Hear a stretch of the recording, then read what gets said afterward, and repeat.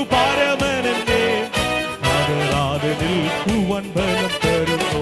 ഓ പാലിക്കും പരിചോടു പരമനന്റെ പതരാതെ നിൽക്കുവാൻ ബലം തരുന്നു. ഓ മറവിടമായി എനിക്കേശുണ്ട്, മറച്ചിടും അവൻ എന്റെ ചിറകടിയിൽ. മറന്നിടാതെ വീടെന്നെ കരുതിടുവാൻ മറവിടമായി എനിക്കേശുണ്ട്, മറച്ചിടും അവൻ എന്റെ ചിറകടിയിൽ. മറന്നിടാതെ വീടെന്നെ കരുതിടുവാൻ മാറാതെ അവൻ എന്റെ അരികിലുണ്ട്. ഓ മറന്നിടാതെ വീടെന്നെ കരുതിടുവാൻ മാറാതെ അവൻ എന്റെ അരികിലുണ്ട്. ഓ മറന്നിടാതെ വീടെന്നെ കരുതി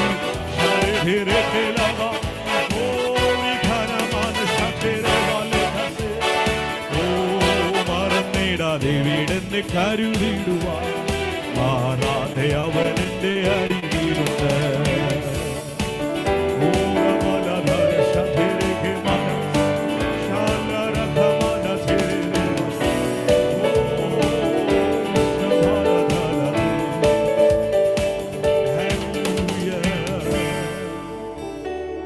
പ്രൈസ് ദി ലോർഡ്.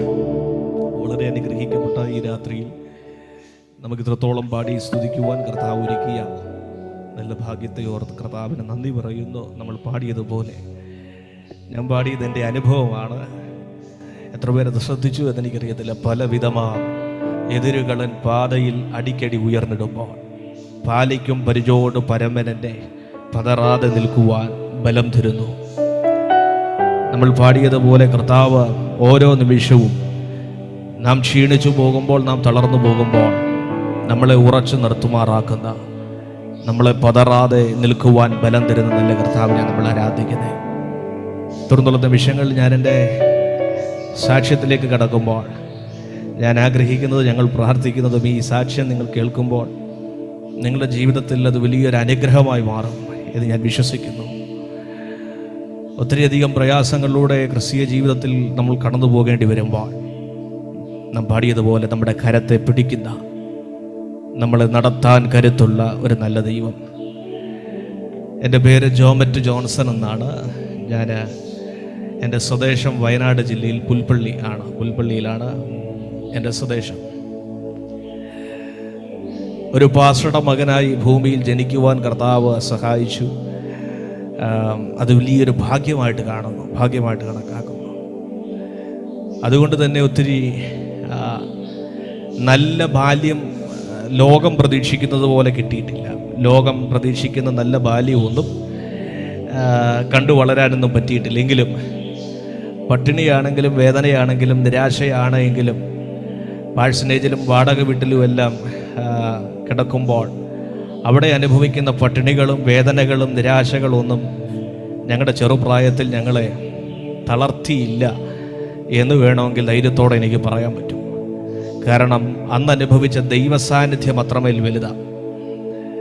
വാടക വീടുകൾ മാറി മാറി താമസിക്കുമ്പോൾ എൻ്റെ പിതാവും മാതാവും, എൻ്റെ പിതാവ് അസംബ്ലീസ് ഓഫ് സഭയുടെ ഒരു ശുശ്രൂഷകനാണ്. ഇന്ന് കൊല്ലം ചാത്തന്നൂർ അസംബ്ലീസ് ഓഫ് സഭയിൽ ശുശ്രൂഷയിലായിരിക്കുന്നു. എന്നാൽ ഞങ്ങളുടെ ചെറുപ്പകാലത്ത് എനിക്കൊരു 5 വയസ്സും എൻ്റെ സഹോദരൻ്റെ 1 വയസ്സും ഒക്കെ ഉള്ള പ്രായത്തിൽ ഒത്തിരി പട്ടിണി കിടന്ന കാലം. ഇന്ന് ഞങ്ങളെ കണ്ട പട്ടിണി കിടന്നതെന്ന് ഒരു മനുഷ്യനും പറയത്തില്ല. അതാ ഒരു ദൈവം മാനിക്കും, അങ്ങനെയും മാനിക്കും. ഇന്ന് ആര് കണ്ടാലും പട്ടിണി കിടന്നതെന്ന് പറയത്തില്ല. പക്ഷെ പട്ടിണി കിടന്നൊരു കാലമുണ്ട്. ആ കാലഘട്ടത്തിൽ എത്ര പേർക്ക് അറിയുമെന്ന് എനിക്കറിയില്ല. കോവലിൻ്റെ ഇല വെള്ളത്തിൽ ഇട്ടത് തിളപ്പിച്ചത് പുഴുങ്ങി അത് കഴിച്ച് ജീവിച്ചൊരു കാലമുണ്ട്. വേറെ ഒന്നും കഴിക്കാനില്ലാത്തത് കൊണ്ട്, ആഹാരമില്ലാത്തത് കൊണ്ട് ഞങ്ങൾ 2 മക്കൾക്കും അങ്ങനെ അത് തന്ന് വളർത്തിയൊരു കാലഘട്ടം ഓർക്കുകയാണ്. എങ്ങനെ മുമ്പോട്ട് പോകണം ശുശ്രൂഷയിൽ എന്നറിയാതെ അടുത്ത ദിവസങ്ങൾ, അടുത്ത നിമിഷങ്ങൾ എന്തും സംഭവിക്കാമെന്നുള്ള പേടിയോടെ ജീവിച്ചൊരു മാതാപിതാക്കൾ. എന്നാൽ ഒട്ടും ആത്മവീര്യം കെടാതെ രാത്രിയിൽ ഞങ്ങൾ 2 മക്കളെയും കിടത്തിയുറക്കി ഞങ്ങളുടെ കാലിൻ്റെ കീഴെ വന്നിരുന്ന് എണ്ണി സ്തുതിക്കുവാൻ എണ്ണമില്ലാത്ത കൃപകളിനാൽ എന്നൊക്കെ പാട്ടുപാടി ആരാധിക്കുന്ന ആ മാതാപിതാക്കളെ എനിക്കിപ്പോഴും ഓർമ്മയുണ്ട്. ആ കാലഘട്ടങ്ങൾ എനിക്ക് ഓർമ്മയുണ്ട്. അപ്പോൾ ചെറുപ്പകാലം മുഴുവൻ കഷ്ടതയിലൂടെ ഒത്തിരി കടന്നു പോകേണ്ടി വന്നിട്ടുണ്ട്. ഞങ്ങൾ 2 തലമുറകൾ, 2 മക്കളും. പക്ഷേ ഇന്ന് സുവിശേഷ വേലയിലാണ്. ഞങ്ങൾ 2 മക്കളും സുവിശേഷ വേല ചെയ്യുക.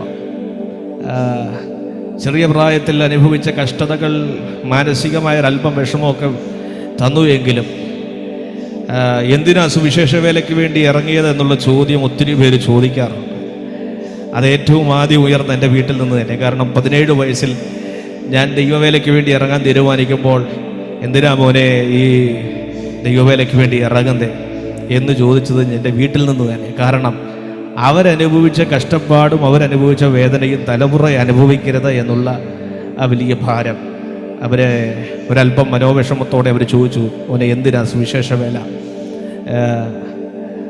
അങ്ങനെയൊക്കെ പോണോ എന്നുള്ളൊരു ചോദ്യം വന്നപ്പോൾ ഞാൻ അന്ന് പറഞ്ഞൊരു കാര്യമുണ്ട്, മമ്മി അപ്പ കഷ്ടപ്പാടിലൂടെയും വേദനയിലൂടെയും എല്ലാം കടന്നു പോയ കാലഘട്ടത്തിൽ നിങ്ങളോടൊപ്പം ഞങ്ങളും കണ്ടു വളർന്നൊരു കാര്യമുണ്ട്. ഒരു വലിയ ദൈവസാന്നിധ്യം നടത്തുവാൻ കഴിയുന്ന, ഏത് പ്രതിസന്ധിയിലും മുറിക്കകത്ത് ഇറങ്ങി വരാൻ കഴിയുന്ന, ഏത് അടച്ചിട്ട മുറിക്കകത്തും കയറി വരുവാൻ കഴിയുന്ന ഒരു ദൈവസാന്നിധ്യം ഞങ്ങൾ ചെറുപ്പകാലം മുതൽ അനുഭവിച്ചിട്ടുണ്ട്. അതുകൊണ്ട് തന്നെ ചെറിയ പ്രായം മുതൽ എൻ്റെ മനസ്സിലെ ഏറ്റവും വലിയ ആഗ്രഹം എന്ന് പറയുന്നത് ഒരു പാസ്റ്റർ ആവുക എന്നുള്ളതായിരുന്നു. അതുകൊണ്ട് തന്നെ സ്കൂളിൽ പോയിട്ടുണ്ടെങ്കിൽ ടീച്ചർമാർ പഠിപ്പിക്കുമ്പം സ്റ്റേജിൽ നിൽക്കുന്നതാണ് എൻ്റെ സ്വപ്നം, പ്രസംഗിക്കുന്നതായിരുന്നു എൻ്റെ സ്വപ്നം.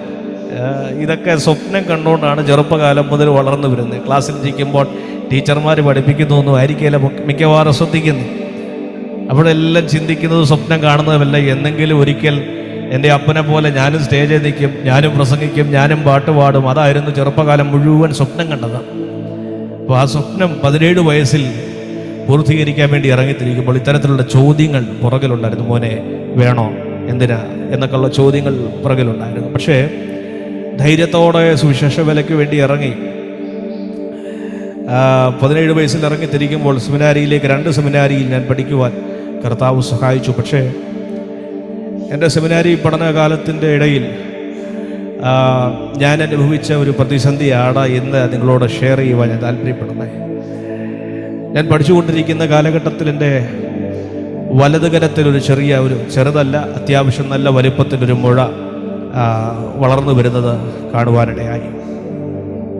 മറ്റ് കുട്ടികളെപ്പോലെ, മറ്റ് സുഹൃത്തുക്കളെപ്പോലെ പഠിക്കാനോ അവരെപ്പോലെ ജോലി ചെയ്യാനോ അസൈൻമെൻറ്റുകൾ പെട്ടെന്ന് തയ്യാറാക്കാനോ നോട്ടുകൾ പെട്ടെന്ന് എഴുതാനോ കഴിയാതെ ഞാൻ അവരുടെ എല്ലാം മുമ്പിൽ ഒരു 0 ആയി മാറിയ ഒരു കാലം. ബാക്കിയുള്ള കുട്ടികളെല്ലാം നന്നായി പെർഫോം ചെയ്യുമ്പോൾ അതിനകത്ത് ആ ലിസ്റ്റിനകത്ത് ഏറ്റവും പുറകിലിരുന്ന വ്യക്തി ഞാനാണ്. എനിക്ക് മാത്രം പഠിക്കാൻ പറ്റുന്നില്ല, എനിക്ക് മാത്രം എഴുതാൻ പറ്റുന്നില്ല. കാരണം എൻ്റെ കയ്യിൽ ഒരു വലിയ മുഴ. പക്ഷേ അന്ന് അതൊരു വലിയൊരു മുഴയായിട്ട് മാത്രമേ അറിയത്തുള്ളൂ. ഇതൊരു വലിയ പ്രശ്നമാണെന്നൊന്നും നമ്മൾ ചിന്തിക്കുന്നില്ല. കാരണം കാലഘട്ടത്തിൽ ഇതിനെപ്പറ്റി വലിയ ധാരണയൊന്നുമില്ല. ഞങ്ങൾക്കോ എനിക്കോ എൻ്റെ മാതാപിതാക്കൾക്കോ ഒന്നുമില്ല. അങ്ങനെ പഠിച്ചുകൊണ്ടിരിക്കുന്ന സമയത്ത് ഞാൻ പറഞ്ഞ പോലെ മറ്റുള്ളവരെ പോലെ ആകാൻ കഴിയാത്തതിൻ്റെ വിഷമത്തിൽ ഈ കയ്യിലെ ബുദ്ധിമുട്ട് എനിക്ക് വളരെ ഭാരമായി തോന്നിയപ്പോൾ തിരുവനന്തപുരത്തുള്ള മെഡിക്കൽ കോളേജിൽ ഞാൻ കൊണ്ടുപോയി കാണിച്ചു. ഇതെന്താണ് എന്നറിയാൻ വേണ്ടി ഞാൻ കൊണ്ടുപോയി കാണിച്ചപ്പോൾ അവർ പറഞ്ഞ സാരമില്ല, ഇത് സെമിനാരിയിലൊക്കെ ജോലിയൊക്കെ ചെയ്യുന്നതല്ലേ, അതുകൊണ്ടാണ് എന്ന് പറഞ്ഞ് അവർ മാറ്റി വിട്ടു. തിരിച്ച് കോളേജിൽ വന്നു. പക്ഷേ വീണ്ടും പഴയതുപോലെ മറ്റുള്ളവരെ പോലെ മുന്നോട്ട് പോകാൻ കഴിയത്തില്ലാത്തതിൻ്റെ വിഷമത്തിൽ ഞാൻ അങ്ങനെ മുമ്പോട്ട് നീങ്ങുകയാണ്.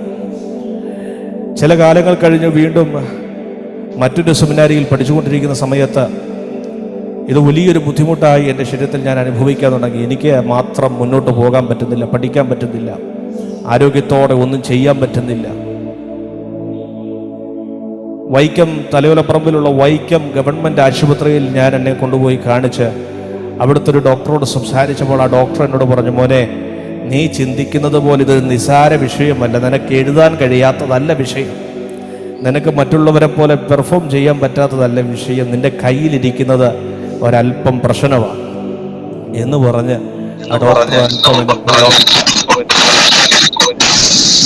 അങ്ങനെ വളരെ ഭാരത്തോടെ വേദനയോടെ ആ കേട്ട വാക്കുകൾ എൻ്റെ ഹൃദയത്തിൽ തറച്ചു. മോനെ പെട്ടെന്ന് പൊക്കോ, ഏതെങ്കിലും നല്ല ഹോസ്പിറ്റലിൽ പോകണം, ഇത് കീറി കളയണമെന്ന് ഡോക്ടർ പറഞ്ഞു, ഓപ്പറേഷൻ ചെയ്ത് കളയണമെന്ന് ഡോക്ടർമാരെന്നോട് അഭിപ്രായപ്പെട്ടു. പക്ഷേ ഇതെനിക്ക് എൻ്റെ വീട്ടിൽ പറയാൻ പേടിയാണ്. കാരണം അവരനുഭവിക്കുന്ന മാനസിക വേദന, അവരിനി അനുഭവിക്കാൻ പോകുന്ന ടെൻഷൻ എന്നെ ഒത്തിരി തളർത്തിക്കളഞ്ഞു. അത് ചിന്തിച്ചപ്പോൾ എനിക്കത് ഒത്തിരി പ്രയാസമായി തോന്നി.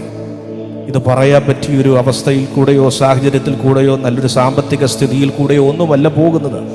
അതുകൊണ്ട് തന്നെ വീട്ടിൽ പറയാൻ ഞാൻ മടിച്ചു. പക്ഷേ എന്നിരുന്നാലും ചില നാളുകൾ കഴിഞ്ഞപ്പോൾ ഇത് ഭവനത്തിനകത്ത് അറിഞ്ഞു കഴിഞ്ഞപ്പോൾ അവർ ഒത്തിരി വേദനിച്ചു, ഒത്തിരി നിരാശപ്പെട്ടു. ഞങ്ങളുടെ മകന് മാത്രം എന്തുകൊണ്ടാണ് ഈ ഭാരം വന്നത് എന്നുള്ള ചിന്ത അവരുടെ ജീവിതത്തിലുണ്ടായി. അപ്പോഴും ഇതെന്താണ് എന്നൊന്നും മനസ്സിലാകാതെ തൃശ്ശൂർ ജൂബിലി മിഷൻ ഹോസ്പിറ്റലിൽ വർക്ക് ചെയ്യുന്ന ഒരു ഡോക്ടർ TM ജോസിൻ്റെ അടുക്കലേക്ക് എൻ്റെ പിതാവ് എന്നെ കൊണ്ടുപോയി.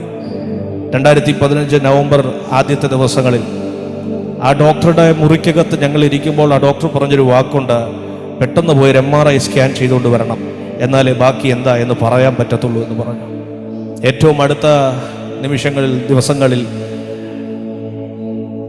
MRI എടുത്ത് ഡോക്ടറുടെ അടുത്ത് പെട്ടെന്ന് തന്നെ എത്തി.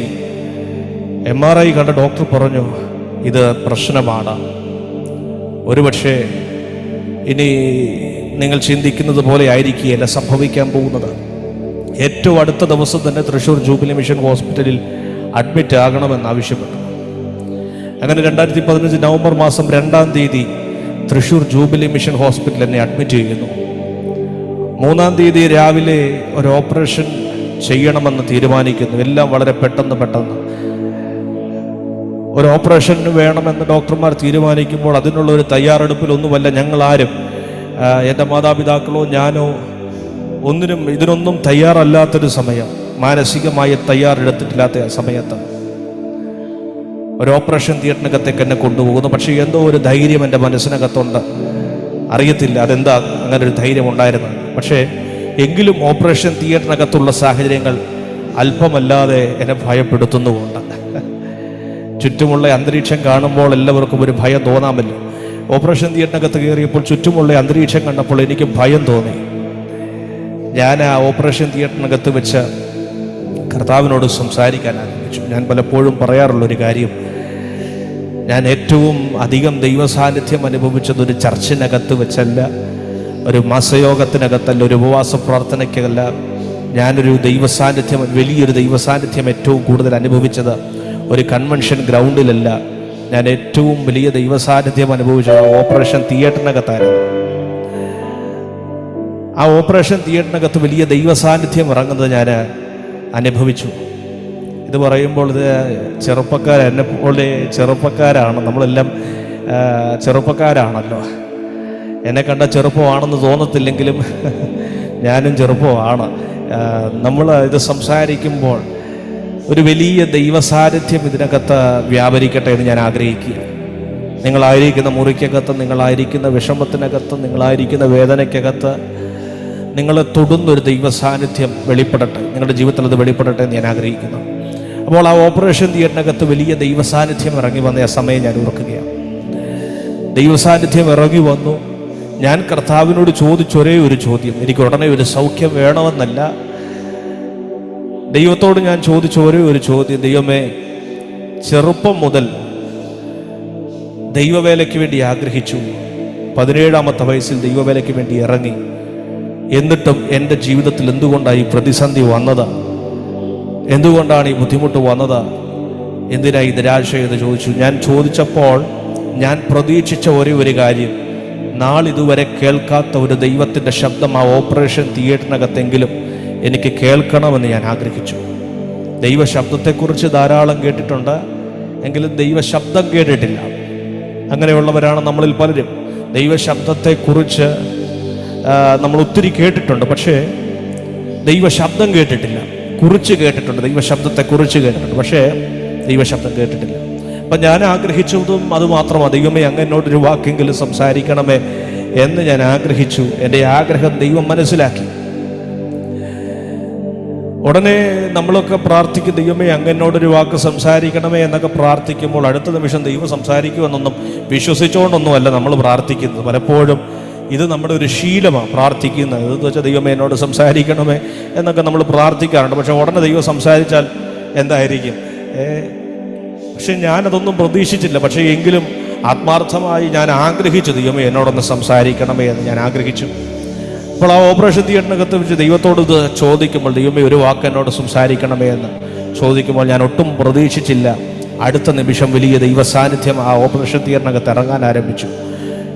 ഞാൻ വ്യക്തമായി ദൈവശബ്ദം അനുഭവിക്കാൻ ആരംഭിച്ചു. പരിശുദ്ധാത്മാവിനോട് സംസാരിക്കുന്നത് ഞാൻ മനസ്സിലാക്കി. നീ ഭയപ്പെടണ്ട, ഞാൻ നിന്റെ കൂടെയുണ്ട്. നീ ഭ്രമിച്ചു നോക്കണ്ട, ഞാൻ നിന്റെ ദൈവമാകുന്നു. ഞാൻ നിന്നെ സഹായിക്കാം, ഞാൻ നിന്നെ ശക്തീകരിക്കാം. എൻ്റെ നീതിയുള്ള വലങ്കരം കൊണ്ട് ഞാൻ നിന്നെ താങ്ങി നടത്താം. ഒത്തിരി പരിചയമുള്ള ഒരു ബൈബിൾ വചനം എൻ്റെ കാതുകളിൽ എന്നോട് സംസാരിക്കുന്നത് ഞാൻ അനുഭവപ്പെട്ടു. നീ ഭയപ്പെടണ്ട, അടുത്ത ഞാൻ നിന്നോട് കൂടെയുണ്ട്. നീ ഭ്രമിച്ചു നോക്കണ്ട, ഞാൻ നിന്റെ ദൈവമാകുന്നു എന്ന് പറഞ്ഞപ്പോൾ ഞാൻ പിന്നീട് പലപ്പോഴും ചിന്തിച്ചൊരു കാര്യമുണ്ട്. എന്തുകൊണ്ടാണ് ദൈവം എന്നോട് അങ്ങനെ പറഞ്ഞു? ഞാൻ അബ്രഹാമിൻ്റെ ദൈവമാണെന്നോ ഇസഹാക്കിൻ്റെ ദൈവമാണെന്നോ യാക്കോബിൻ്റെ ദൈവമാണെന്നോ പറയുന്നതിന് പകരം എന്നെ കൂടുതൽ ആശ്വസിപ്പിച്ചത് ആ ശബ്ദമാണ്, ഞാൻ നിന്റെ ദൈവമാകുന്നു. ഇത് കേൾക്കുന്ന ആരോടൊക്കെയോ ദൈവത്തിൻ്റെ ആത്മാവ് ഇന്ന് രാത്രി സംസാരിക്കുക, ഞാൻ നിന്റെ ദൈവമാകുന്നു. ഞാൻ നിന്നെ സഹായിക്കാം, ഞാൻ നിന്നെ ശക്തീകരിക്കാം. എൻ്റെ നീതിയുള്ള വലങ്കരം കൊണ്ട് ഞാൻ നിന്നെ താങ്ങി നടത്താം. ഇന്ന് രാത്രി പരിശുദ്ധാത്മാവ് നിങ്ങളിൽ ചിലരോട് സംസാരിക്കുക. നിങ്ങളായിരിക്കുന്ന വിഷമത്തിൽ, നിങ്ങളായിരിക്കുന്ന ഭാരത്തിൽ, നിങ്ങൾ പൊയ്ക്കൊണ്ടിരിക്കുന്ന ഈ വേദനയിൽ ദൈവം നിങ്ങളോട് സംസാരിക്കുക. ഞാൻ നിന്റെ ദൈവമാകുന്നു, ഞാൻ നിന്നെ സഹായിക്കാം. നമ്മൾ ഇത്രയും നാൾ ദൈവത്തെ ആരാധിച്ചിട്ട് എപ്പോഴെങ്കിലും അത് ചിന്തിച്ചിട്ടുണ്ടോ? യേശു എൻ്റെ ദൈവമാണ് എന്ന് ആത്മാർത്ഥതയോടെ നിങ്ങൾ എത്ര പേര് അത് ചിന്തിച്ചിട്ടുണ്ട്? യേശു എൻ്റെ ദൈവമാണ്. അപ്പോൾ ഏത് മുറിക്കകത്തും ഏത് പ്രയാസത്തിൻ്റെ അകത്തും ഇറങ്ങി വരാൻ പറ്റുന്ന നല്ലൊരു ദൈവം. പിന്നീട് എടുത്ത മുഴയുടെ ബയോപ്സി റിപ്പോർട്ട് വന്നപ്പോൾ അത് ക്യാൻസർ ആണ് എന്ന് മനസ്സിലായി. ക്യാൻസർ വലിയ ഭാരം എൻ്റെ ജീവിതത്തിലുണ്ടായി, വലിയ വേദന ഉണ്ടായി. പക്ഷേ എന്നോട് സംസാരിച്ച ദൈവത്തിൻ്റെ ശബ്ദം ഇങ്ങനെയാണ്, നീ ഭയപ്പെടേണ്ട, ഞാൻ നിൻ്റെ കൂടെയുണ്ട്. 25ഓളം റേഡിയേഷൻ എൻ്റെ ശരീരത്തിലെടുത്തു. കോട്ടയം കാരിത്താസ് ഹോസ്പിറ്റൽ 25ഓളം റേഡിയേഷൻ എൻ്റെ ശരീരത്തിലെടുത്തു. പക്ഷേ മുമ്പോട്ട് പോകുമ്പോൾ എന്നോട് സംസാരിച്ച ആ ദൈവശബ്ദം ഓരോ നിമിഷവും എന്നോട് വീണ്ടും ഇടപെടാൻ തുടങ്ങി. നീ ഭയപ്പെടേണ്ട, നിന്റെ യാത്രയിൽ ഞാൻ നിന്നോട് കൂടെയുണ്ട്. നീ പോകുന്ന വഴിയിൽ ഞാൻ നിന്നോട് കൂടെയുണ്ട്. നിന്റെ സകല പ്രവൃത്തിയിൽ ഞാൻ നിന്നോട് കൂടെയുണ്ട്. റേഡിയേഷന് വേണ്ടി കിടക്കുമ്പോഴും മുമ്പോട്ട് വേദനയോടെ നീങ്ങുമ്പോഴും എല്ലായ്പ്പോഴും ഞാൻ കേട്ട ആ ശബ്ദം ഇങ്ങനെയാണ്, നിന്നോട് കൂടെ ഞാനുണ്ട്, ഞാൻ നിന്നോട് കൂടെയുണ്ട്. ആദ്യത്തെ തവണ ഇങ്ങനെ വന്നു, ഈ അവസ്ഥയിലൂടെ കടന്നുപോയി. റേഡിയേഷൻ കഴിഞ്ഞ് പിന്നീട് ഞാൻ ചിന്തിച്ചു, ഇനി സ്വസ്ഥമായൊരു ജീവിതമായിരിക്കും, ഇനി മുമ്പോട്ട് വലിയ പ്രശ്നമൊന്നും ഇല്ലായിരിക്കുമെന്ന് ഞാൻ ചിന്തിച്ചു. പക്ഷേ വീണ്ടും 2 വർഷം കഴിഞ്ഞപ്പോൾ ഈ വന്ന ക്യാൻസർ മുഴ തന്നെ വീണ്ടും എൻ്റെ ശരീരത്തിൽ വീണ്ടും ബാധിച്ചു. കയ്യിൽ നിന്നത് പടരാൻ ആരംഭിച്ചു മറ്റു ഭാഗങ്ങളിലേക്ക്. വീണ്ടും ഒത്തിരി ഭാരപ്പെട്ടു, വളരെ വേദനിച്ചു. ആലുവ രാജഗിരി ഹോസ്പിറ്റലിലേക്ക് എന്നെ കൊണ്ടുപോയി.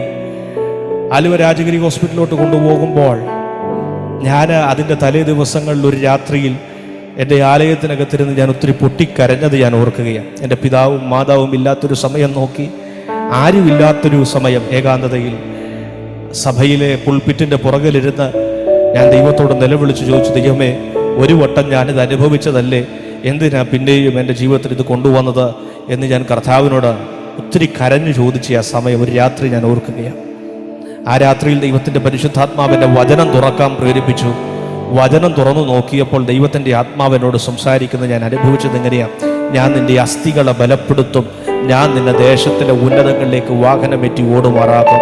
ഇന്ന് രാത്രിയിൽ എത്ര പേര് വിശ്വസിക്കുന്നു? ഈ മീറ്റിങ്ങിലൂടെ എന്നെ കാണുന്ന കേൾക്കുന്ന ദൈവവിതലേ, നിൻ്റെ ജീവിതത്തിൽ നീ അനുഭവിക്കുന്ന സകല പ്രതിസന്ധിയിലും, നമ്മൾ അനുഭവിക്കുന്ന സകല വേദനയ്ക്കകത്തും നമ്മൾ പോലും അറിയാതെ നമ്മുടെ കൂടെ നിൽക്കുന്ന ഒരു കർത്താവ് നമ്മളെ നടത്തുന്ന, നമ്മൾ പലപ്പോഴും ചിന്തിച്ചിട്ടില്ലേ, എങ്ങനെയാ ഈ വഴി കൂടെ എല്ലാം പോയല്ലേ, എങ്ങനെയാ ഈ പ്രശ്നങ്ങളെല്ലാം തരണം ചെയ്ത്, എങ്ങനെയാ കഴിഞ്ഞ കാലങ്ങൾ ഓർക്കുമ്പോൾ ഇതൊക്കെ ഫേസ് ചെയ്തത് എങ്ങനെയാണെന്ന് ഞങ്ങൾക്കറിയത്തില്ല. പലപ്പോഴും എൻ്റെ വീടൊരു മരണവീടായി മാറി. ഒത്തിരി പാസ്റ്റർമാരെല്ലാം വീട്ടിൽ വന്ന് പ്രാർത്ഥിക്കാൻ ആരംഭിച്ചു. ദൈവമേ, അധികം വേദനിപ്പിക്കല്ലേ എന്ന് പ്രാർത്ഥിക്കുമ്പോൾ അറിയാതെയാണെങ്കിലും എൻ്റെ ഹൃദയം ഒന്ന് തകരും. അധികം വേദനിപ്പിക്കല്ലേ. പ്രാർത്ഥിക്കുന്നതിൻ്റെ ഉദ്ദേശമെല്ലാം നമുക്ക് മനസ്സിലാകുമല്ലേ? സ്തോത്രം. അധികം വേദനിപ്പിക്കല്ലേ എന്നൊക്കെ പ്രാർത്ഥിച്ചിട്ട് അങ്ങ് പോകുമ്പോൾ ഹൃദയം ഒരുപാട് തകരും, ഒരുപാട് വേദനിക്കും. ദൈവമേ, എന്തിനാ എൻ്റെ ജീവിതത്തിൽ ഈ അവസ്ഥ വന്നേ എന്നൊക്കെ കർത്താവിനോട് ചോദിക്കും. ഒത്തിരി കരഞ്ഞു ദൈവം എന്നോട് സംസാരിച്ചു, ഞാൻ നിന്റെ അസ്ഥികളെ ബലപ്പെടുത്തും, ഞാൻ നിന്റെ ദേശത്തിലെ ഉന്നതകളിലേക്ക് വാഹനമേറ്റി ഓടുമാറാക്കും. അടുത്ത ദിവസം ഹോസ്പിറ്റൽ അഡ്മിറ്റ് ആകുന്നു. ആലുവ രാജഗിരി ഹോസ്പിറ്റൽ അഡ്മിറ്റ് ആകുമ്പോൾ ഓങ്കോളജി വിഭാഗത്തിൽ എന്നെ ചികിത്സിച്ചു കൊണ്ടിരുന്ന ആ ഡോക്ടർ എന്നോട് പറഞ്ഞൊരു വാക്കുണ്ട്, ഇത് ഒരു ബൈപ്പാസ് സർജറിയിൽ കൂടെ അല്ലാതെ മോനെ ഈ മുഴ പുറത്തെടുക്കാൻ പറ്റത്തില്ല എന്ന് പറഞ്ഞിട്ടാണ് ഒരു ഓപ്പറേഷൻ തിയേറ്ററിലേക്ക് എന്നെ കൊണ്ടുപോകുന്നത്. എൻ്റെ പിതാവും എൻ്റെ കൂടെയുള്ളവരെല്ലാം പൊട്ടിക്കരഞ്ഞുകൊണ്ട് ഓപ്പറേഷൻ തിയേറ്ററിനകത്തേക്ക് എന്നെ പറഞ്ഞു വിടുന്ന ആ രംഗം നിങ്ങളൊന്ന് മനസ്സിൽ ചിന്തിച്ചു നോക്കിക്കേ. ഇനി എൻ്റെ മകൻ എങ്ങനെ പുറത്തു വരാൻ പോകുന്നത് എന്നുള്ള ഭാരം എൻ്റെ മാതാപിതാക്കൾക്കുണ്ടായി കാണില്ല. ഇനി എങ്ങനെയാണ് എൻ്റെ ഈ സഹോദരൻ പുറത്തു വരുന്നത്? എൻ്റെ മനസ്സിനകത്തും ഒരു വലിയ ഭാരത്തോടെ ഞാൻ കയറി ചെന്ന്, ദൈവമേ, എങ്ങനെയായിരിക്കാം ഇനി ഞാൻ പുറത്തു വരുന്നത്? വളരെ ഭാരത്തോടെ ആ ഓപ്പറേഷൻ തിയേറ്ററിനകത്തേക്ക് എന്നെ കൊണ്ടുപോകുമ്പോൾ എല്ലാവരും പൊട്ടിക്കരയാൻ ആരംഭിച്ചു, ഒത്തിരി നിലവിളിക്കാൻ ആരംഭിച്ചു. ആലുവ രാജഗിരി ഹോസ്പിറ്റലിൽ ആ ഓപ്പറേഷൻ തിയേറ്ററിനകത്തേക്ക് എന്നെ കൊണ്ടുപോകുന്നു. ഓപ്പറേഷൻ നടക്കുന്നു. അതിനുശേഷം എന്നെ റൂമിലേക്ക് കൊണ്ടുവരികയാണ്. ചില മണിക്കൂറുകൾ, ഏതാനും മണിക്കൂറുകൾ കഴിഞ്ഞ് റൂമിലേക്ക് എന്നെ കൊണ്ടുവന്നു. ഞാൻ എൻ്റെ ശരീരം മൊത്തം ഒന്ന് നോക്കിയപ്പോൾ അല്പമായ വേദനകളുണ്ട് എങ്കിൽ പോലും വലിയ പ്രശ്നങ്ങളൊന്നും എനിക്ക് തോന്നുന്നില്ല. ഓപ്പറേഷൻ തിയേറ്ററിൽ നിന്ന് ബൈപ്പാസ് സർജറി ചെയ്തിട്ടേ തിരിച്ചു കൊണ്ടുവരത്തുള്ളൂ എന്ന് പറഞ്ഞിട്ട് തിരിച്ചു വരുമ്പോൾ ഒരു മനുഷ്യൻ്റെ ശരീരം എങ്ങനെയായിരിക്കുമെന്ന് നമുക്ക് ചിന്തിക്കാം, ഊഹിക്കാം. പക്ഷേ ഞാൻ ഭയപ്പെട്ടതുപോലെ, ഞാൻ ചിന്തിച്ചതുപോലെ വലിയ പ്രശ്നമൊന്നും തോന്നുന്നില്ല. ഉടനെ ഡോക്ടർ എന്നോട് പറഞ്ഞത് ഇങ്ങനെയാ, മോനെ, ബൈപ്പാസ് സർജറി ഒന്നും വേണ്ടി വന്നില്ല. അതെന്തുകൊണ്ടാണെന്നൊന്നും അറിയത്തില്ല, പക്ഷേ ഈസി ആയിട്ട് ആ മുഴ പുറത്തെടുക്കാൻ പറ്റി. ഞാൻ പറഞ്ഞതുപോലെ നമ്മൾ ഓരോ നിമിഷവും വഴി നടത്തുന്ന ആ ദൈവത്തിൻ്റെ സാന്നിധ്യം എത്ര വലുതാണെന്ന് ഡോക്ടർമാർക്ക് പോലും ഒരുപക്ഷെ അറിയത്തില്ല അതെങ്ങനെയാണ് സംഭവിച്ചത്. മെഡിക്കൽ സയൻസിനത് അറിയത്തില്ല അതെങ്ങനെ സംഭവിച്ചത്. പക്ഷെ നമുക്കൊരു കാര്യം അറിയാം, ആരും അറിയാതെ ഒറ്റയ്ക്ക് നീ കരയുമ്പോൾ, ആരും അറിയാതെ ഒറ്റയ്ക്ക് നീ ഭാരപ്പെടുമ്പോൾ, നിന്റെ വേദനയ്ക്കകത്ത്, നിന്റെ പ്രാർത്ഥനാ മുറിക്കകത്ത് നിനക്ക് വേണ്ടി ഇറങ്ങി വന്ന് അത്ഭുതം ചെയ്യാൻ കഴിയുന്ന ഒരു നല്ല ദൈവത്തെ നമ്മൾ ഒരുമിച്ച് ആരാധിക്കുന്നത്. ലോകത്തിൻ്റെ പല ഭാഗങ്ങളിൽ നിന്ന് ഇന്ന് രാത്രി ഇത് കേട്ടുകൊണ്ടിരിക്കുന്ന ദൈവമക്കളെ, നിങ്ങളോട് കർത്താവ് സംസാരിക്കുക. നിങ്ങൾ പോകുന്ന വഴികൾ, നിങ്ങൾ പോകുന്ന വേദനകൾ, നിങ്ങൾ കടന്നു പോകുന്ന ഈ നിരാശകൾ ദൈവം അറിയുന്നില്ലെന്ന് നിങ്ങൾ ചിന്തിക്കരുത്. ദൈവം അറിയാതെ, സർവശക്തൻ അറിയാതെ നിന്റെ ജീവിതത്തിൽ ഒരു കാര്യവും സംഭവിക്കുന്നില്ല. ആ ഡോക്ടർമാര് എന്നോട് ഇങ്ങനെ പറഞ്ഞു, ദൈവം മോനെ, എങ്ങനെ പുറത്തു വരുന്നതെന്നൊന്നും പറയാനൊക്കത്തില്ല. പക്ഷെ പുറത്തു വന്നപ്പോൾ ദൈവം അത്ഭുതമായി പുറത്തു കൊണ്ടുവന്നു. ഇന്ന് രാത്രി എത്ര പേര് വിശ്വസിക്കുന്നു? അതാ നമ്മൾ പാടി, ദൈവത്തെ സ്നേഹിക്കുമ്പോൾ സർവം നന്മയ്ക്കായി ഭവിച്ചിടുന്നു. ലോകത്തിൽ ഇരുൾ നമ്മളെ മൂടിയിടുമ്പോൾ ലോക വെളിച്ചമായി നമ്മുടെ ജീവിതത്തിലേക്ക് ഇറങ്ങി വരുന്ന കർത്താവ് നമ്മുടെ ഇരുട്ടിനെ മാറ്റാൻ. സങ്കീർത്തനക്കാരൻ ഇങ്ങനെയല്ലേ പറഞ്ഞത്, കൂരിരുളിൻ്റെ താഴ്വരയിൽ കൂടി ഞാൻ നടന്നു പോയാലും ഞാനൊരനർത്ഥവും ഭയപ്പെടത്തില്ല, കാരണം നീ എന്നോട് കൂടെ ഇരിക്കുന്നുവല്ലോ, നിന്റെ വടിയും കോലും എന്നെ ആശ്വസിപ്പിക്കുന്നു. ഇന്ന് രാത്രി എത്ര പേര് വിശ്വസിക്കുന്നു നിങ്ങളായിരിക്കുന്ന പ്രതിസന്ധിയിൽ നിങ്ങൾക്ക് വേണ്ടി ഇറങ്ങി വന്ന് നിങ്ങളെ നടത്തുവാൻ അധികാരമുള്ള സർവശക്തനായ കർത്താവിൻ്റെ സാന്നിധ്യം ഇന്ന് രാത്രി നിങ്ങളായിരിക്കുന്ന മുറിക്കകത്ത് വെളിപ്പെട്ടുകൊണ്ടിരിക്കുക. രണ്ടാമത് ക്യാൻസർ വന്നു. പക്ഷേ ഡോക്ടർമാരുടെ വിധികളെ, ഡോക്ടർമാരുടെ ചിന്താഗതികളെ, മെഡിക്കൽ സയൻസിൻ്റെ ധാരണകളെ തിരുത്തിക്കൊണ്ട് പുറത്തു വരുവാൻ ദൈവം സഹായിച്ചു. പിന്നീട് അടുത്തത് എന്താ സംഭവിക്കേണ്ടത്? ദൈവം പറഞ്ഞത് പ്രകാരമാണെങ്കിൽ ഒന്ന്, ഞാൻ നിന്റെ അസ്ഥികളെ ബലപ്പെടുത്തും. രണ്ടാമത് സംഭവിക്കേണ്ടത് ദേശത്തിലെ ഉന്നതങ്ങളിലേക്ക് വാഹനമേറ്റി ഓടുമാറാക്കുമെന്ന് പറഞ്ഞ ദൈവത്തിൻ്റെ ശബ്ദം നിറവേറണമല്ലോ. നീണ്ട നാളുകൾ ഞാൻ ബെഡിൽ കിടന്നു, ഇനി ഒരിക്കലും ഒരു നല്ല ശുശ്രൂഷ എനിക്ക് ചെയ്യാൻ പറ്റത്തില്ല എന്ന് ചിന്തിച്ച സമയങ്ങൾ, ഒരിക്കലും മുമ്പോട്ട് പോകത്തില്ല എന്ന് ചിന്തിച്ചു. ദൈവത്തോട് ചോദിച്ചൊരു ചോദ്യമുണ്ട്, ദൈവമേ, ശുശ്രൂഷയ്ക്ക് വേണ്ടി ഇറങ്ങിയത് ഈ ബെഡിൽ കിടക്കാനാണോ? എനിക്കിനി ഒരു ശുശ്രൂഷ ഇല്ലേ എന്നൊക്കെ ചിന്തിച്ച് ഇരിക്കുന്ന സമയത്ത് ദൈവം പയ്യെ ആരോഗ്യം തരാൻ തുടങ്ങി, ബലം തരാൻ തുടങ്ങി. ദൈവം പറഞ്ഞതുപോലെ ദൈവം വാക്കുപാലിച്ചു. ദൈവം പറഞ്ഞു വിടാൻ ആരംഭിച്ചു പല ദേശങ്ങളിലേക്ക്. ബഹ്റൈനിലേക്ക് കടന്നു പോകുവാൻ കർത്താവ് സഹായിച്ചു. ചില കാലങ്ങൾ കഴിഞ്ഞ് നിങ്ങൾക്കെല്ലാവർക്കും അറിയാമായിരിക്കാം, El Shaddai ministry, Jesus is alive global worship centre, Tinu George Kottarakkara എന്ന ദൈവദാസൻ്റെ സഭ, ബഹ്റൈനിലുള്ള സഭയിൽ ഒരു 7 മാസം അവിടെ ശുശ്രൂഷിക്കാൻ കർത്താവ് അവസരം ഒരുക്കി. വർഷിപ്പ് ലീഡറായി അവിടെ ശുശ്രൂഷിക്കുവാൻ കർത്താവ് അവസരം. അതൊക്കെ ആ അവസരങ്ങളൊക്കെ വരുമ്പോൾ, ആ അവസരം മാത്രമല്ല, ഇന്ന് രാത്രി ഈ ആസാദിയിൽ ഈ മീറ്റിങ്ങിൽ ശുശ്രൂഷിച്ചുകൊണ്ടിരിക്കുന്നതും എല്ലാം എൻ്റെ ഒരു സ്വപ്നമായിരുന്നു. അങ്ങനെയൊക്കെ പറയുമ്പോൾ എത്ര പേർക്കത് മനസ്സിലാവുന്നുണ്ടെന്ന് എനിക്കറിയത്തില്ല. നമ്മൾ സ്വപ്നം കണ്ട വഴിയിൽ കൂടെ എല്ലാം ദൈവം നമ്മളെ നടത്തുന്ന ഒരു കാലഘട്ടം ദൈവം നമുക്ക് മുമ്പിൽ വെളിപ്പെടുത്തും. ഒരു സമയം വരും. എത്ര പേര് വിശ്വസിക്കുന്നു എനിക്കൊരു സമയമുണ്ട്, എന്നെ ദൈവം മാനിക്കുന്നൊരു സമയമുണ്ട്? ഇതൊക്കെ എൻ്റെ സ്വപ്നമായിരുന്നു. ദൈവമേ, ഇത്രയും പേരോടൊക്കെ എൻ്റെ സാക്ഷി ഒന്ന് പറയാൻ പറ്റുമോ എന്നുള്ളതൊക്കെ എൻ്റെ സ്വപ്നമായിരുന്നു. പക്ഷെ ദൈവം അതിനെല്ലാം അവസരം ഒരുക്കി. അങ്ങനെ ബഹ്റൈനിൽ ശുശ്രൂഷിച്ചു കൊണ്ടിരിക്കുന്ന കാലഘട്ടത്തിലാണ് വീണ്ടും മൂന്നാമതും എൻ്റെ ശരീരത്തിൽ ഈ പ്രയാസം വീണ്ടും കടന്നു വന്നു. മൊത്തത്തിൽ 4 തവണ 5 മുഴകൾ എൻ്റെ ശരീരത്തിൽ നിന്ന് പുറത്തെടുത്തു. 4 തവണയായി 5 മുഴകൾ എൻ്റെ ശരീരത്തിൽ നിന്ന് പുറത്തെടുത്തു. അങ്ങനെയൊക്കെ സംഭവിച്ചു കഴിഞ്ഞാൽ ഒരു മനുഷ്യൻ്റെ ശരീരം എങ്ങനെയായിരിക്കും? ഒരു മനുഷ്യൻ്റെ ആരോഗ്യം എങ്ങനെയായിരിക്കും? പക്ഷേ ഇന്ന് രാത്രി നല്ല ആരോഗ്യത്തോടെ ഈ സാക്ഷ്യം പറയാൻ, നല്ല ആരോഗ്യത്തോടെ ഈ പാട്ടുകൾ പാടാൻ ദൈവം അവസരം തന്നത് എത്ര വലിയ നന്മയാണെന്ന് ചിന്തിച്ചാൽ എത്ര പേർക്ക് ചിന്തിക്കാൻ പറ്റുന്നുണ്ട്? ഈ ഒരു അവസ്ഥയിൽ നിൽക്കേണ്ട ആളായിരുന്നു ഞാനല്ല, കർത്താവ് കൊണ്ടുവന്നതാണ്. എല്ലാം കർത്താവിൻ്റെ വഴികളാണ്. ബഹ്റൈനിലിരിക്കുമ്പോൾ ഈ അസുഖം പിന്നെയും വന്നെൻ്റെ കരത്തിൽ വലിയ വേദന, ശരീരത്തിൽ വലിയ വേദന അനുഭവിക്കാൻ ആരംഭിച്ചു. ഞരമ്പുകളെല്ലാം വലിഞ്ഞു മുറുകുന്നത് പോലെ എൻ്റെ ശരീരത്തിലാകെ വലിയ വേദന. രാത്രികളിൽ ഉറങ്ങാൻ പറ്റാതെ ഒത്തിരി നിലവിളിച്ച സമയങ്ങൾ, ഒരു സെക്കൻഡ് പോലും മുമ്പോട്ട് പോകത്തില്ല എന്ന് ചിന്തിച്ച സമയം ദൈവത്തോട് ഒത്തിരി നിലവിളിച്ചു, ഒത്തിരി കരഞ്ഞു. രാത്രികൾ മുഴുവൻ പ്രാർത്ഥിക്കാൻ പോലും പറ്റാതെ, ഒന്ന് ഉറക്കി ഒന്ന് കരയാൻ പോലും പറ്റാതെ ദൈവത്തോട് ഞാൻ ഒത്തിരി വിഷമിച്ച സമയങ്ങൾ ബഹ്റൈനിൽ വെച്ചുണ്ടായി. ഏൽപ്പിച്ച ശുശ്രൂഷ പോലും നേരെ ചൊവ്വെ ചെയ്യാൻ കഴിയാത്ത വിധത്തിൽ, ഒരു സഭയുടെ മുമ്പിൽ പോലും നിൽക്കാൻ പറ്റാത്ത വിധത്തിൽ എൻ്റെ ശരീരമാകെ തളർന്നു. ഞാൻ വളരെ വേദന അനുഭവിച്ചു, ഒത്തിരി നിരാശ അനുഭവിച്ചു. ആ ബഹ്റൈനിൽ ആ മുറിക്കകത്ത്, ഞാനായിരുന്ന മുറിക്കകത്ത് ഒരു രാത്രിയിൽ വീണ്ടും വീണ്ടും നമുക്ക് പ്രശ്നം വരുമ്പോഴെങ്കിലും നമ്മൾ കർത്താവിനെ വിളിക്കും. ബാക്കിയുള്ള ഒരു സമയത്തും വിളിച്ചില്ലെങ്കിലും നമുക്കൊരു പ്രശ്നം വരുമ്പോൾ നമ്മൾ ദൈവത്തെ വിളിക്കും. ഞാനും മിക്കവാറും ഒരു പ്രശ്നം വരുമ്പോൾ ദൈവത്തെ വിളിക്കുന്ന ആളായിരുന്നു. പക്ഷെ ജീവിതത്തിൽ കർത്താവ് എന്നെ മാറ്റി, എൻ്റെ ജീവിതത്തെ മൊത്തത്തിൽ കർത്താവ് മാറ്റി. ഇപ്പോൾ പ്രാർത്ഥിക്കാൻ, ആരാധിക്കാൻ എല്ലാം ദൈവം നമ്മളെ പഠിപ്പിക്കുന്നത് കുറേയൊക്കെ എന്നൊക്കെ ഞാൻ വിശ്വസിക്കുന്നു. അന്ന് ദൈവത്തോട് കരയാൻ ആരംഭിച്ചു. ദൈവമേ, പിന്നെയും പിന്നെയും പിന്നെയും പിന്നെയും എന്തിനാ എൻ്റെ ജീവിതത്തിൽ ഇത് കൊണ്ടുവരുന്നത് എന്ന് ചോദിച്ചു.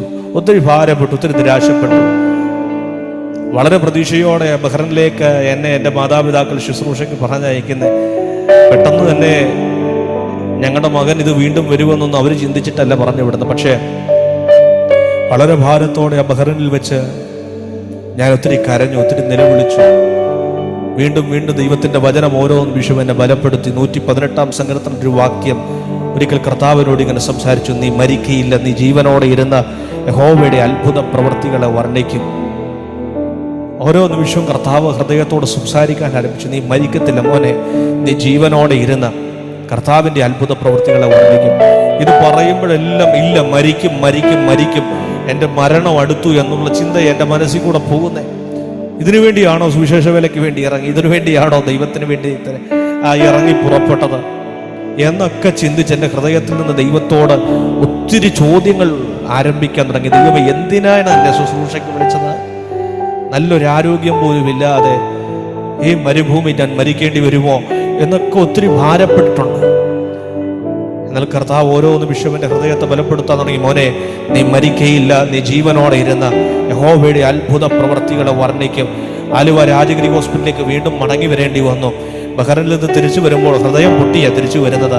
ദൈവമേ, നല്ലൊരു ശുശ്രൂഷ ഇനി ചെയ്യാൻ പറ്റത്തില്ലല്ലോ, നന്നായി മുമ്പോട്ടൊരു ജീവിതമില്ലല്ലോ, നല്ലൊരു ഭാവി ഇല്ലല്ലോ എന്നൊക്കെ ചിന്തിച്ച ബഹ്റൈനിൽ നിന്ന് നാട്ടിലോട്ട് വരുന്നത്. ഇതെല്ലാം സംഭവിക്കുമ്പോൾ ഇതിൻ്റെ ഇടയിൽ സംഭവിച്ച കുറച്ച് കാര്യങ്ങൾ കൂടെ വേഗത്തിൽ ഞാൻ പറയട്ടെ. ബഹ്റൈനിലിരിക്കുമ്പോൾ എൻ്റെ വിവാഹാലോചന നടന്നു. ബഹ്റൈനിലിരിക്കുമ്പോഴാണ് എൻ്റെ വിവാഹാലോചന നടക്കുന്നത്.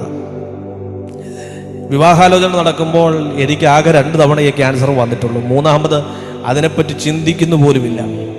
അങ്ങനൊരു സമയത്ത് എൻ്റെ വിവാഹാലോചന നടക്കുകയാണ്. നാട്ടിൽ എൻ്റെ പിതാവും മാതാവും എല്ലാവരും, ഞങ്ങൾ അങ്ങോട്ട് ആലോചിച്ച വിവാഹമല്ല, ഇങ്ങോട്ട് വന്ന വിവാഹം. ഇതാണ് ഞാൻ പറഞ്ഞ്, നമുക്ക് ഭാവി ഒരുക്കുന്നത് നമ്മളല്ല, നമുക്ക് ഭാവി ഒരുക്കുന്ന ദൈവമാണ്. നമ്മുടെ ഭാവിയെ പലപ്പോഴും നമ്മൾ തന്നെ കുറേയൊക്കെ അറേഞ്ച് ചെയ്യാൻ നോക്കും. പക്ഷേ നമ്മൾ എത്ര അറേഞ്ച് ചെയ്താലും അത് പെർഫെക്റ്റ് ആവില്ല. പെർഫെക്റ്റ് ആവണമെങ്കിൽ ദൈവം അറേഞ്ച് ചെയ്യണം. അങ്ങനെ എൻ്റെ വിവാഹാലോചന എനിക്ക് ഇങ്ങോട്ട് വന്നൊരാലോചനയാണ്. ഈ ആലോചന വന്ന് ചില നാളുകൾ കഴിഞ്ഞപ്പോഴാണ് വീണ്ടും ബഹ്റൈനിൽ വെച്ച് ഈ വലിയ മൂന്നാമതും ഈ പ്രശ്നം ഉണ്ടാകുന്നത്. ഈ പ്രശ്നം ഉണ്ടായപ്പോൾ ഞാൻ നാട്ടിലോട്ട് വിളിച്ചു ഫോൺ ചെയ്തിട്ട് ആ മാതാവിനോട് പറഞ്ഞൊരു കാര്യമുണ്ട്, എനിക്ക് ഈ വിവാഹം വേണ്ട.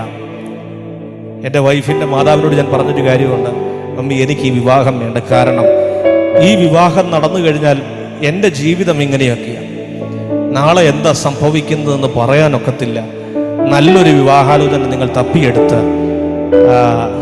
നിങ്ങൾ നടത്തണമെന്ന് ഞാൻ പറഞ്ഞപ്പോൾ എൻ്റെ വൈഫും വന്ന് മാതാവും കൂടെ എന്നോട് പറഞ്ഞൊരു കാര്യമുണ്ട്, മോനെ നാളെ എൻ്റെ മകൻ ഈ അസുഖം വരത്തില്ലെന്ന് എന്താ ഉറപ്പ്?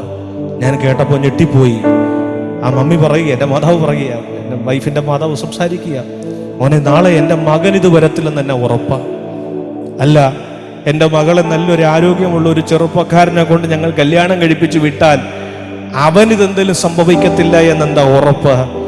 ഞാൻ ചോദിച്ചു, മമ്മിക്ക് ഇതെങ്ങനെയാണ് ഇങ്ങനെ പറയാൻ പറ്റുന്നത് എന്ന് ചോദിച്ചപ്പോൾ ആ മാതാവ് പറഞ്ഞൊരു കാര്യമുണ്ട്, ദൈവം ഞങ്ങളോട് സംസാരിച്ചിട്ടാണ് ഈ വിവാഹം നടക്കുന്നത്. ദൈവം ഞങ്ങളോട് സംസാരിച്ചിട്ടാണ് ഈ ആലോചന നടക്കുന്നത്. ദൈവം സംസാരിച്ചതാണെങ്കിൽ ഇതൊരു തെറ്റായ തീരുമാനമാകില്ല എന്ന് കർത്താവ് ഉറപ്പുണ്ട്. അതെല്ലാം കേട്ടപ്പോൾ ഞാൻ ഞെട്ടിപ്പോയി. കാരണം ദൈവം എത്ര ശ്രേഷ്ഠമായിട്ട് വഴികൾ തുറക്കുന്നത്, വാതിലുകൾ തുറക്കുന്നത്. നല്ല ഭാവി ഇത് കേൾക്കുന്നവർക്ക് ദൈവം തരട്ടെ. നിങ്ങളുടെ ജീവിതത്തിൽ ദൈവം വഴി തുറന്നാൽ അതാർക്കും അടയ്ക്കാൻ പറ്റത്തില്ല. ആർക്കും അടയ്ക്കാൻ പറ്റാത്ത വഴികൾ ദൈവം നിങ്ങൾക്ക് വേണ്ടി തുറക്കും. നല്ല ഭാവിയെ ദൈവം ഒരുക്കും. ഞാൻ നാട്ടിലോട്ട് വന്നു. ആലുവ രാജഗിരി ഹോസ്പിറ്റൽ വീണ്ടും എന്നെ അഡ്മിറ്റ് ചെയ്തു. ഡോക്ടർമാർ പറഞ്ഞു, ഇപ്രാവശ്യത്തെ സർജറി എന്ന് പറയുന്നത് വളരെ സീരിയസ് ആയിരിക്കും. ഏകദേശം 13ഓളം മണിക്കൂറുകൾ നീണ്ട സർജറി ചെയ്യേണ്ടി വന്നു. കൈ 2 ഞരമ്പുകൾ മുറിച്ചു മാറ്റേണ്ടി വന്നു. കൈകൾ ഇനി അനങ്ങത്തില്ല എന്ന് പറഞ്ഞ സ്ഥാനത്ത് ഇന്ന് ഈ മൈക്കും പിടിച്ചുകൊണ്ട് നിങ്ങളോട് സാക്ഷ്യം പറയാൻ കർത്താവ് തന്ന അവസരത്തെ ഓർത്ത് ഞാൻ സ്തോത്രം ചെയ്യുക. കൈ ഉയർത്താൻ പറ്റത്തില്ല, കൈ കൊണ്ടൊന്നും ചെയ്യാൻ പറ്റത്തില്ല എന്ന് പറഞ്ഞപ്പോൾ ഇന്ന് ഇങ്ങനെയെങ്കിലും കർത്താവിനെ സ്തുതിക്കാൻ, ഈ മൈക്കും പിടിച്ചുകൊണ്ട് പാട്ട് പാടാൻ കർത്താവ് തന്ന ആരോഗ്യം, ഇതൊന്നും ഡോക്ടർമാർക്ക് ഒരു പക്ഷേ മനസ്സിലാവത്തില്ല, മെഡിക്കൽ സയൻസിന് മനസ്സിലാവത്തില്ല. ഞാനെല്ലാം വളരെ ചുരുക്കിയാണ് പറയുന്നത്. ഡോക്ടർമാർക്ക് പോലും മനസ്സിലാവാത്ത, മെഡിക്കൽ സയൻസിനും മനസ്സിലാക്കാൻ കഴിയാത്ത, ഇനി നല്ലൊരു ഭാവി ഇല്ലെന്ന് ഡോക്ടർമാർ പറയുമ്പോൾ, സയൻസ് നിങ്ങളോട് പറയുമ്പോൾ, ലോകം നിങ്ങളോട് പറയുമ്പോൾ, നിങ്ങളുടെ സുഹൃത്തുക്കൾ നിങ്ങളോട് പറയുമ്പോൾ, നിങ്ങളോട് ഇന്ന് രാത്രി കർത്താവ് സംസാരിക്കുകയില്ല. നിനക്ക് വേണ്ടി ചിലത് കരുതാൻ, നിനക്ക് വേണ്ടി ഒരു അത്ഭുതം ചെയ്യാൻ ഇന്ന് രാത്രിയിലും ദൈവത്തിന് പദ്ധതി ഉണ്ട് എങ്കിൽ അത് ലോകത്തിനോ നിന്റെ ആരോഗ്യത്തിനോ നിന്റെ പ്രശ്നങ്ങൾക്കോ തടയാൻ പറ്റത്തില്ല എന്ന് ഇന്ന് രാത്രി പരിശുദ്ധാത്മാവ് നിന്നോട് ആലോചന പറയുകയാണ്. വിശ്വസിക്കുന്നുണ്ടെങ്കിൽ ആ വാക്കിന് നിങ്ങൾ ഏറ്റെടുത്തോ. നിന്റെ ഭാവിക്ക് വേണ്ടി പ്രവർത്തിക്കാൻ കഴിയുന്ന നല്ലൊരു ദൈവം. ആ ഓപ്പറേഷൻ തിയേറ്ററിൽ നിന്ന് കർത്താവ് എന്നെ പുറത്തു കൊണ്ടുവന്നു. ഓപ്പറേഷൻ തിയേറ്ററിൽ നിന്ന് മാറ്റി എന്നെ ബെഡിലോട്ട്, റൂമിലോട്ട് മാറ്റുമ്പോൾ ആ റൂമിൽ വെച്ചിട്ടാണ് ആദ്യം ഈ മാതാവും എൻ്റെ വൈഫും കൂടെ എന്നെ വന്ന് കാണുന്നത്. ഒന്ന് ചിന്തിച്ചു നോക്കി, നല്ലൊരു പെണ്ണ് കാണൽ പോലും നഷ്ടമായി. എന്നെ കാണുന്നത് എവിടെ വെച്ചാണെന്നറിയാമോ? ആലുവ രാജഗിരി ഹോസ്പിറ്റലിൻ്റെ ഓപ്പറേഷൻ തിയേറ്ററിൽ നിന്ന് പുറത്തു കൊണ്ടുവന്ന് ഞാൻ കിടന്ന മുറിയിൽ വന്നിട്ടാണ് എന്നെ അവർ കാണുന്നത്. അന്ന് എൻ്റെ മാതാവും പിതാവും പറഞ്ഞൊരു കാര്യമുണ്ട്, ഇതാണ് ഞങ്ങളുടെ മകൻ്റെ അവസ്ഥ. ഞാനും അവരോട് പറഞ്ഞൊരു കാര്യമുണ്ട്, ഇതാണ് എൻ്റെ അവസ്ഥ, നിങ്ങൾക്ക് ആലോചിക്കാം എന്ന് പറഞ്ഞപ്പോൾ അവർ പറഞ്ഞൊരു കാര്യമുണ്ട്, ഇല്ല, ഇത് ദൈവത്തിൻ്റെ പദ്ധതിയാണ്. നാം കടന്നു പോകുന്ന വിഷയങ്ങൾ, നാം കടന്നു പോകുന്ന പ്രതിസന്ധികൾ, അതിൻ്റെ പിന്നിൽ ദൈവത്തിനൊരു പദ്ധതിയുണ്ട്. ലോകത്തിൽ ആർക്കും നിന്റെ നല്ല ഭാവിയെ തടയാൻ പറ്റില്ല, നമുക്ക് പോലും തടയാൻ പറ്റത്തില്ല. ഞങ്ങൾ പലപ്പോഴും തടയാൻ നോക്കി, വേണ്ട വേണ്ട വേണ്ട എന്ന് പറഞ്ഞിട്ടും അനുഗ്രഹിക്കപ്പെട്ടൊരു കുടുംബജീവിതം കർത്താവ് എനിക്ക് നൽകി. ഇത് പറയുമ്പോൾ ദൈവം നിങ്ങളെയും അങ്ങനെ മാനിക്കട്ടെ, നിങ്ങളെയും ദൈവം സഹായിക്കട്ടെ. ഇത് കാണുന്ന അനേകരെ ദൈവം ആ രീതിയിൽ നിങ്ങളുടെ ഭാവിക്ക് വേണ്ടി ദൈവം പ്രവർത്തിക്കട്ടെ. അസാധാരണമായ വഴികൾ നിങ്ങൾക്ക് വേണ്ടി ദൈവം തുറക്കട്ടെ. കല്യാണം കഴിഞ്ഞു, വിവാഹം കഴിഞ്ഞിട്ട് അടുത്ത മാസങ്ങളിൽ തന്നെ വടക്കേ ഇന്ത്യയിലേക്ക് സുവിശേഷ വേലയ്ക്ക് വേണ്ടി പോയി. വടക്കേ ഇന്ത്യയിലേക്ക് സുവിശേഷ വേലയ്ക്ക് വേണ്ടി പോകും. മധ്യപ്രദേശിൽ അസംബ്ലീസ് ഓഫ് ഗോഡിൻ്റെ ഭോപ്പാൽ സെക്ഷനിൽ രാജ്ഗഡ് എന്നൊരു സ്ഥലത്ത് 2 വർഷത്തോളം സുവിശേഷ വേല ചെയ്യാൻ ഞങ്ങളെ കുടുംബമായി കർത്താവ് സഹായിച്ചു. വടക്കേ ഇന്ത്യയിൽ സുവിശേഷ വേല ചെയ്യുമ്പോൾ ഞാൻ പറഞ്ഞല്ലോ, മൊത്തത്തിൽ 4 തവണ 5 മുഴകളാണ് എൻ്റെ ശരീരത്തിൽ നിന്ന് പുറത്തെടുത്തത്. വടക്കേ ഇന്ത്യയിൽ സുവിശേഷ വേല ചെയ്തുകൊണ്ടിരിക്കുമ്പോൾ 2ാം വർഷത്തിൽ എൻ്റെ കരത്തിനകത്ത് പിന്നെ ഒരു ചെറിയൊരു മുഴ, നേരത്തെ വന്നതെല്ലാം വലിയ മുഴകളായിരുന്നു, പക്ഷേ ഒരു ചെറിയൊരു മുഴ പോലെ കണ്ട് ഞാൻ വളരെ പിന്നെയും ഭയപ്പെട്ട. ഇതെല്ലാം നിങ്ങൾ കേൾക്കുമ്പോൾ നിങ്ങളൊരു പക്ഷേ ചിന്തിക്കുന്നതാ, ഇത് മാത്രമേ ഉള്ളൂ. പക്ഷേ എൻ്റെ ജീവിതത്തിൽ മൊത്തത്തിൽ 4 തവണ 5 മുഴകൾ ശരീരത്തിൽ നിന്ന് പുറത്തെടുത്തു. പിന്നെയും ഒരു ചെറിയൊരു മുഴ കണ്ടപ്പോൾ വളരെ ഭയപ്പെട്ടു. ഉടനെ അടുത്ത ടിക്കറ്റ് എടുത്തു നാട്ടിലോട്ട് വന്നു. എൻ്റെ പിതാവും മാതാവും എന്നെ കരഞ്ഞുകൊണ്ട് RCCയിലേക്ക് കൊണ്ടുപോയി. RCC ഹോസ്പിറ്റലിൽ കൊണ്ടു ചെന്നപ്പോൾ ഡോക്ടർമാർ അഭിപ്രായപ്പെട്ടു പെട്ടെന്നൊരു സ്കാൻ ചെയ്തിട്ട് വരണമെന്ന് ആവശ്യപ്പെട്ടത് പ്രകാരം സ്കാൻ ചെയ്തു. സ്കാനിങ് റിപ്പോർട്ടുമായി ഡോക്ടറുടെ അടുത്തെത്തിയപ്പോൾ ഡോക്ടർമാർ പറഞ്ഞൊരു വാക്കിങ്ങനെയാണ്, കൈക്കകത്തുള്ള മുഴയല്ല പ്രശ്നം, കയ്യിൽ നിന്ന് ഇത് പടർന്ന് ശ്വാസകോശത്തിനകത്തേക്ക് ഈ മുഴ കയറി ചെന്നിരിക്കുക. മൊത്തത്തിൽ 2 മുഴകളുമായിട്ടാണ് ഞാൻ നിൽക്കുന്നത്. ഓപ്പറേഷൻ ആ ഡോക്ടർമാരുടെ മുമ്പിൽ നിൽക്കുമ്പോൾ ഡോക്ടർമാർ പറഞ്ഞൊരു കാര്യമുണ്ട്, പെട്ടെന്ന് തന്നെ ഓപ്പറേഷൻ നടത്തണം. കയ്യിലെ ഓപ്പറേഷൻ നമുക്ക് എങ്ങനെയെങ്കിലും നടത്താം, പക്ഷേ ലങ്സിനകത്ത് ഈ ഓപ്പറേഷൻ നടത്തുമ്പോൾ ഇത് വലിയ ബുദ്ധിമുട്ടായിരിക്കും. എന്താണ് അടുത്ത ദിവസങ്ങളിൽ സംഭവിക്കാൻ പോകുന്നത്? ഇനി ജോമറ്റ് ഓപ്പറേഷൻ തിയേറ്ററിൽ നിന്ന് പുറത്തിറങ്ങുന്നത് എങ്ങനെയായിരിക്കും? അല്ല, പുറത്തിറങ്ങിയാൽ തന്നെ മുമ്പോട്ടൊരു ഭാവിയുണ്ടോ? ഒന്നും ഡോക്ടർമാർക്ക് പറയാൻ കഴിയാത്ത വിധത്തിൽ അവർ നിസ്സഹായരായിരുന്നു. എൻ്റെ പിതാവും കൂടെ ആ ഡോക്ടർമാരുടെ മുമ്പിൽ നിൽക്കുമ്പോൾ ഞാൻ തന്നെ ചോദിച്ചൊരു ചോദ്യം, ഡോക്ടറെ വല്ല സാധ്യതയുണ്ടോ എന്ന് ചോദിച്ചപ്പോൾ അവർക്കൊന്നും പറയാൻ പറ്റാത്ത ആ അവസ്ഥ കണ്ടപ്പോൾ ഞങ്ങൾക്ക് 2 പേർക്കും വളരെ ഹൃദയവേദനയുണ്ടായി. ഇനി അടുത്ത ദിവസങ്ങളിൽ ദൈവമേ, ഇനി എത്ര കാലം എനിക്ക് എൻ്റെ മാതാപിതാക്കളെ കാണാൻ പറ്റും? എന്നെ സ്നേഹിച്ച്, ദൈവത്തിൽ വിശ്വസിച്ച്, ദൈവത്തിൽ ആശ്രയിച്ച് എൻ്റെ വീട്ടിലേക്ക് കയറി വന്ന എൻ്റെ ഭാര്യ, ഞാൻ എൻ്റെ ഹൃദയത്തിൽ ഒത്തിരി വേദനിച്ചു. ദൈവമേ, ഇതിനൊക്കെ വേണ്ടിയാണോ എൻ്റെ ജീവിതത്തിൽ ഈ നന്മകൾ ദൈവം തന്നത്? ദൈവമേ, ഒരു മരണമാണ് ഇനി അടുത്തതെങ്കിൽ ദൈവമേ എന്ന് ഞാൻ ഉറക്കി ഓരോ നിമിഷവും വിളിച്ചത് ഓർക്കുകയാണ്. ശ്വാസകോശത്തിൽ ക്യാൻസർ ബാധിച്ചു എന്ന് കേട്ടപ്പോഴേ നമ്മളൊക്കെ കേട്ടിട്ടേ ഉള്ളൂ, പെട്ടെന്ന് എൻ്റെ കയ്യിൽ നിന്ന് മൊബൈൽ താഴെ പോയത് ഞാൻ ഓർക്കുകയാണ്. ഒരു വലിയ ഞെട്ടൽ എൻ്റെ ജീവിതത്തിൽ സംഭവിച്ചപ്പോൾ എനിക്ക് എന്നെ നിയന്ത്രിക്കാൻ പറ്റാത്ത വിധത്തിലേക്ക് മാറിപ്പോയി. എൻ്റെ കയ്യിൽ നിന്നിരുന്ന ഫോൺ താഴെ പോയി. ഒത്തിരി ഭാരപ്പെട്ടു. അടുത്ത ദിവസങ്ങളിൽ ഞാൻ ജീവിക്കുമോ എന്നുള്ള ചോദ്യം എൻ്റെ മനസ്സിലേക്ക് വന്നു. ഡോക്ടർമാർ പറഞ്ഞൊരു കാര്യമുണ്ട്, അടുത്ത ദിവസം തന്നെ ഓപ്പറേഷൻ നടത്തണം. ഓപ്പറേഷൻ നടത്തി കഴിഞ്ഞാൽ പിന്നീട് ജീവൻ നിലനിർത്തണമെങ്കിൽ വെന്റിലേറ്ററിലേക്ക് മാറ്റേണ്ടി വരുമായിരിക്കും എന്ന് ഡോക്ടർമാർ അഭിപ്രായപ്പെട്ടു. ഓപ്പറേഷന് വേണ്ടി എന്നെ കൊണ്ടുപോകുമ്പോൾ ഞാൻ എൻ്റെ പിതാവിൻ്റെ മുഖത്തേക്ക് നോക്കി. എൻ്റെ പിതാവ് എന്നെ പറഞ്ഞു വിടുമ്പോൾ വളരെ ഭാരത്തോടെ കണ്ണുനീരോടെ ആ ഓപ്പറേഷൻ തിയേറ്ററിലേക്ക് പോകുന്ന രംഗമെല്ലാം ഇപ്പോഴും ഞാൻ ഓർക്കുമ്പോൾ ഒത്തിരി വേദന തോന്നുന്നു. പക്ഷേ ദൈവം നടത്തി കൊണ്ടുവന്ന വഴി ഓർക്കുമ്പോൾ അത് എത്ര സന്തോഷകരമാണെന്നറിയാം.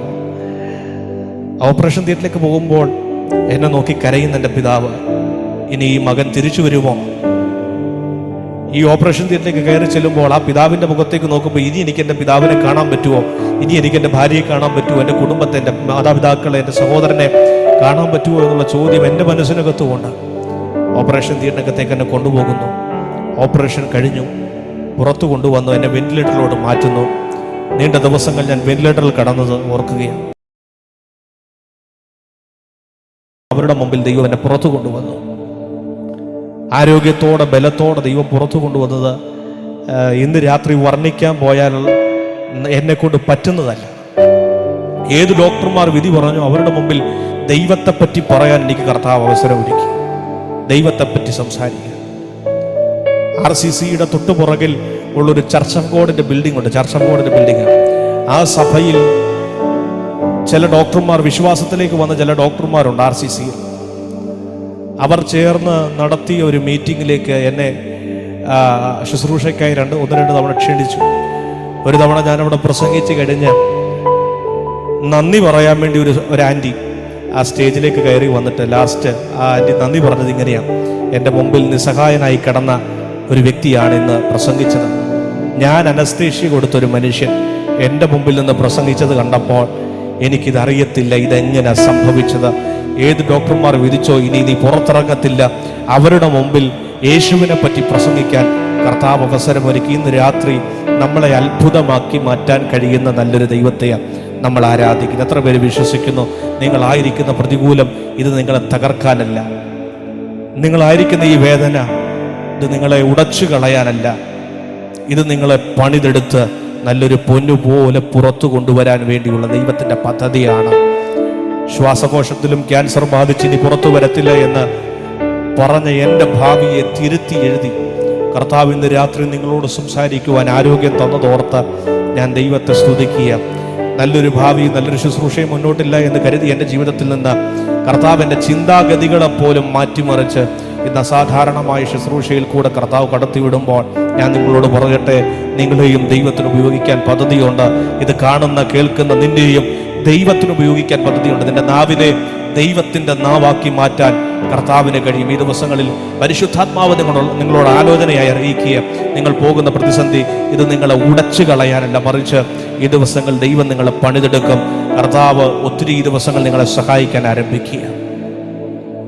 ഇന്ന് രാത്രിയിലും ആരോഗ്യത്തോടെ ബലത്തോടെ, നിങ്ങൾക്കറിയാം പവർ വിഷൻ എന്ന ചാനലിലൂടെ ഒത്തിരി ദൈവത്തെ ആരാധിക്കാനെല്ലാം കർത്താവ് ഇപ്പോൾ അവസരം എടുക്കുക. എന്നോടുകൂടെ അവിടെ ശുശ്രൂഷിക്കുന്ന ഒരു മകൻ തിമോത്തി, ഞങ്ങൾക്കൊരുമിച്ച് ഇന്ന് രാത്രി നിങ്ങളോട് കർത്താവ് തന്ന നല്ല അനുഭവങ്ങൾ പങ്കിടുവാൻ ദൈവം തന്ന ഈ അവസരത്തെ ഓർത്ത് സ്തോത്രം ചെയ്യുന്നു. നിങ്ങൾ ഒരുപക്ഷെ കടന്നു പോകുന്ന വഴികൾ വേദനാകരമായിരിക്കാം, പക്ഷേ നടത്താൻ ഞാനൊന്ന് ചോദിച്ചാൽ എന്നോട് സംസാരിക്കാൻ കഴിയുന്നൊരു ദൈവത്തെയാണ് നമ്മൾ ആരാധിക്കുന്നത്.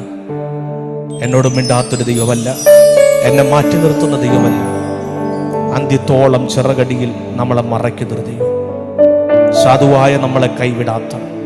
എല്ലാ കണ്ണുകളും ഒരു നിമിഷം കർത്താവിന് ശ്രദ്ധയട്ടെ. ആത്മാർത്ഥമായ ഹൃദയത്തോടെ കർത്താവിനോട് പറഞ്ഞ്, കർത്താവേ എന്നോടൊന്ന് സംസാരിക്കണമേ. ഏതെല്ലാം വഴിയിൽ കൂടെ നീ ഒതുങ്ങിപ്പോകുമെന്ന് കരുതിയോ അതേ വഴികളിൽ കൂടെ നിന്നെ ഒരു ജയാളിയായി ദൈവം നടത്താൻ ആഗ്രഹിക്കുക. എത്രയധികം പ്രതിസന്ധി വന്നാലും അതിനകത്തെല്ലാം ഉറച്ചു നിൽക്കാൻ. ഞാൻ പറയുന്ന സാക്ഷ്യം എന്ന് പറയുന്നത് അത്ഭുതം മാത്രമല്ല, കഷ്ടതയാകുന്ന ശോധനയിൽ കൂടെ ദൈവം പറഞ്ഞു വിടും. അത് ക്രിസ്തീയ ജീവിതമാണ്. കർത്താവ് പറഞ്ഞങ്ങനെയല്ലേ, ലോകത്തിൽ എന്തുകൊണ്ട് നിങ്ങൾക്ക് കഷ്ടമുണ്ട്, കഷ്ടതയില്ലെങ്കിൽ അത് ക്രിസ്തീയ ജീവിതമല്ല. നമുക്ക് പ്രശ്നമുണ്ട്, ഒന്ന് മാറി വന്നേക്കാം, പക്ഷേ അതൊരിക്കലും നിങ്ങൾ ഉടച്ചു കളയാൻ ദൈവം അനുവദിക്കത്തില്ല. നീ അതിനകത്ത് മരിക്കത്തില്ല, നീ അതിനകത്ത് തകർന്നു പോകത്തില്ല. നീ തകരുമെന്ന് ഒത്തിരി പേര് പ്രതീക്ഷിക്കും, നീ വീണുപോകുമെന്ന് ഒത്തിരി പേര് വിചാരിക്കും, പക്ഷേ അവരുടെ മുമ്പിൽ നിന്നെ ഒരു സാക്ഷ്യമാക്കി, നിന്നെ ഒരു അത്ഭുതമാക്കി ദൈവം നിർത്തും. വിശ്വസിക്കുന്നവർ ചേർന്ന് കർത്താവിനോട് പറഞ്ഞേ, കർത്താവേ എന്നെ ഒരു അത്ഭുതമാക്കി മാറ്റണമേ. കൊടുങ്കാറ്റും തീരമാലയും പാടകിൽ വന്നാഞ്ഞടിക്കും, കോടും കാറ്റും തീരമാലയും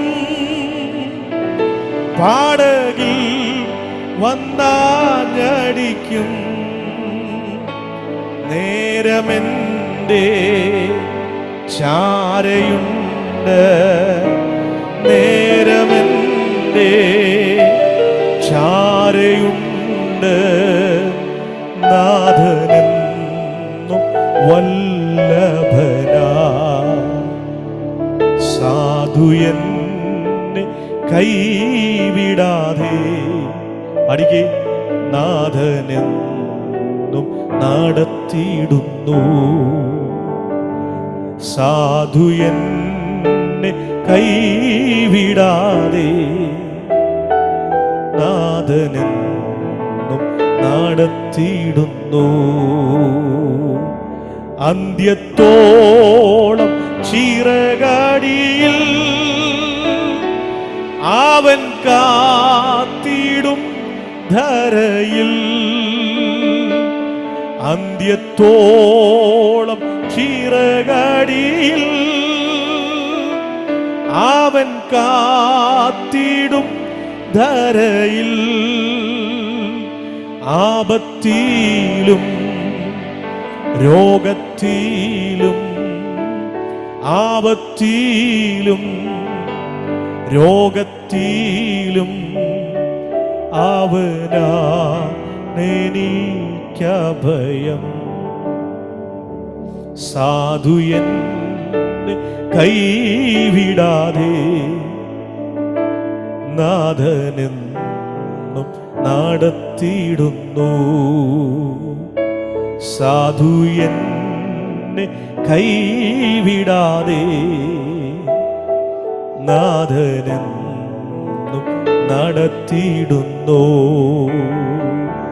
കണ്ണുനീരിൻ താഴ്വരയിൽ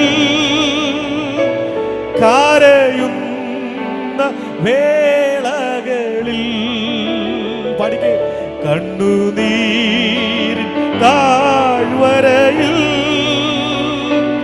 കരയുന്ന വേളകളിൽ കൈവിടില്ലൻ കർത്തനെൻ്റെ, കൈവിടില്ലൻ കർത്തനെൻ്റെ. കണ്ണുനീരെല്ലാം തുടയ്ക്കും. സാധു എന്നെ കൈവിടാതെ നാഥനെന്നും നടത്തിയിടുന്നു. ഒരിക്കൽ കൂടെ.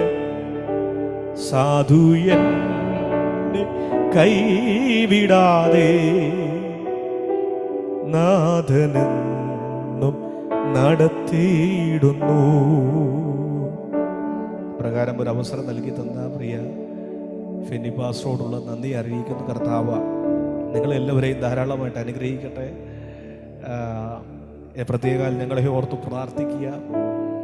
ഞങ്ങളുടെ ശുശ്രൂഷകളെ ഓർത്ത് കർത്താവ് ഈ ദിവസങ്ങളിൽ ഞങ്ങളെ നടത്തേണ്ടതിന് ദൈവമക്കളുടെ പ്രാർത്ഥന ചോദിക്കുന്ന ഞങ്ങളുടെ കുടുംബം, മാതാപിതാക്കൾ, ശുശ്രൂഷകളെല്ലാം ദൈവത്താൽ അനുഗ്രഹിക്കപ്പെടേണ്ടതിന് ദൈവമക്കളുടെ പ്രാർത്ഥന ചോദിക്കുന്നു. എൻ്റെ വൈഫ് ജോയ്സ് എന്നാണ് എൻ്റെ വൈഫിൻ്റെ പേര്.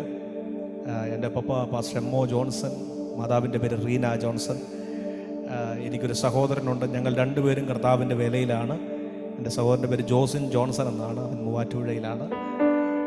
ഓർക്കുമ്പോൾ ഞങ്ങളെയും ഓർത്ത് പ്രാർത്ഥിക്കുക. കർത്താവ് എല്ലാവരെയും സഹായിക്കട്ടെ. ഈ ദിവസങ്ങളിൽ ധാരാളം നിങ്ങളെല്ലാവരെയും മാനിക്കട്ടെ. ഇത് കാണുന്ന കേൾക്കുന്ന എല്ലാവരെയും കർത്താവ് അനുഗ്രഹിക്കട്ടെ. പ്രിയ തിമോത്തിയെ ഓർത്ത് നിങ്ങൾ പ്രാർത്ഥിക്കുമല്ലോ. കർത്താവ് എല്ലാവരെയും സഹായിക്കട്ടെ. ആമേൻ, ആമേൻ, ആമേൻ. അനുഗ്രഹിക്കപ്പെട്ട ടെസ്റ്റിമണിക്കായിട്ട് കർത്താവിനെ സ്തോത്രം ചെയ്യുന്നു. നമ്മെ കർത്താവ് ഒരു തീച്ചൂളയിലൂടെ കടത്തി വിട്ടാൽ അത് നമ്മുടെ ശോഭ വർദ്ധിപ്പിക്കാൻ വേണ്ടിയാണ്. കർത്താവിന്റെ വേലയ്ക്ക് സമർപ്പണം ഉണ്ടായിരുന്ന ആളായിരുന്നു ജോമൻ പാസ്റ്റർ. എന്നാൽ ആ സമർപ്പണമുള്ള വ്യക്തിയെ തന്നെ പിന്നെയും എന്തിനാണ് ആ പ്രതിസന്ധികളിലൂടെ കടന്നു പോകാൻ കർത്താവ് അനുവദിച്ചത്? നമ്മൾ പാട്ടൊക്കെ പാടുന്നത് പോലെ നല്ല പൊന്നുപോലെ പുറത്തു വരുവാനാണ്. എല്ലാ മനുഷ്യർക്കും പ്രശ്നങ്ങളുണ്ട്. എന്നാൽ നാം അതിജീവിക്കുന്നവരാണ്. അതിജീവിക്കാനുള്ള പ്രത്യേക കരുത്ത്, ദൈവശക്തി നമ്മുടെ മേലുണ്ട്. ലോകമനുഷ്യർക്ക് പ്രശ്നങ്ങൾ വരും, ഒരു വാടി തളർന്നു പോകും. കാരണം അവർക്ക് എങ്ങനെയാണ് അതിനെ നേരിടേണ്ടത്, അതിജീവിക്കേണ്ടതെന്ന് അറിയില്ല. ദൈവമക്കൾക്ക് പ്രശ്നങ്ങൾ വരും, അവർക്കതിനെ അതിജീവിക്കാനുള്ള മാർഗം അറിയാം. ദൈവത്തിന് സ്തോത്രം. പാസ്റ്ററെ, കുടുംബത്തെ കർത്താവ് അനുഗ്രഹിക്കട്ടെ, ശുശ്രൂഷകളെ മാനിക്കട്ടെ എന്ന് പ്രാർത്ഥിക്കുകയാണ്. തിമോത്തിയോടും ഞങ്ങളുടെ നന്ദി പറയുന്നു. Thank you. ഈ ശുശ്രൂഷയിൽ പാസ്റ്ററോടൊപ്പം ഒന്നിച്ചു വന്ന് ഞങ്ങൾക്കൊരു അനുഗ്രഹമായി തീർന്നതിനെ കർത്താവ് ശക്തമായിട്ട് ഉപയോഗിക്കട്ടെ എന്ന് പ്രാർത്ഥിക്കുന്നു. നമുക്ക് ഒന്നിച്ച് പ്രാർത്ഥിക്കാം. ഞങ്ങളും ട്രാവൽ ചെയ്യുകയാണ്. മുമ്പ് ഓർപ്പിച്ചതുപോലെ കേരളത്തിൽ എമർജൻസി കടന്നു വരുവാൻ ഇടയായി തീർന്നു. എന്നാൽ ഓൾമോസ്റ്റ് സാക്ഷ്യം മുഴുവൻ, ആദ്യത്തെ കുറെ ഭാഗം ഒഴിച്ച് മുഴുവൻ കേൾക്കുവാൻ കർത്താവ് സഹായിച്ചു. ഞാൻ അങ്ങനെ പ്രാർത്ഥിക്കുന്ന അനേകർക്ക് അനുഗ്രഹമായി തീരട്ടെ. ഒന്നിച്ചൊന്നുകൂടെ പ്രാർത്ഥിക്കാം. ഈ വായിലെ പല കുഞ്ഞുങ്ങളും ഇന്ന് അറ്റൻഡ് ചെയ്യുവാൻ കഴിഞ്ഞിട്ടില്ല. എനിക്ക് തോന്നുന്നു വിവിധ തടസ്സങ്ങൾ അവർക്കും ഉണ്ടാകാം. എന്തായാലും അടുത്ത വീക്കിൽ ഇതേ സമയത്ത് നമ്മൾ അനുഗ്രഹിക്കപ്പെട്ട ഒരു സെക്ഷൻ പിന്നെയും വെക്കുന്നതാണ്. എല്ലാവരും പ്രാർത്ഥനയോടുകൂടെ കടന്നു വരിക. ഒരു നിമിഷം നമുക്ക് പ്രാർത്ഥിക്കാം. പരിശുദ്ധ പിതാവേ, തിരുസന്നിധിയിലെ കാര്യങ്ങൾ ഒരു പ്രാവശ്യം അവിടെ സമർപ്പിക്കുന്നു. പ്രത്യേകമായി ഞങ്ങളുടെ നടുവിൽ കടന്നു വന്ന ജീവിതാനുഭവങ്ങൾ പങ്കുവെക്കുവാൻ നിന്റെ മകനെ നീ ഉപയോഗിച്ച കൃപയ്ക്കായി സ്തോത്രം.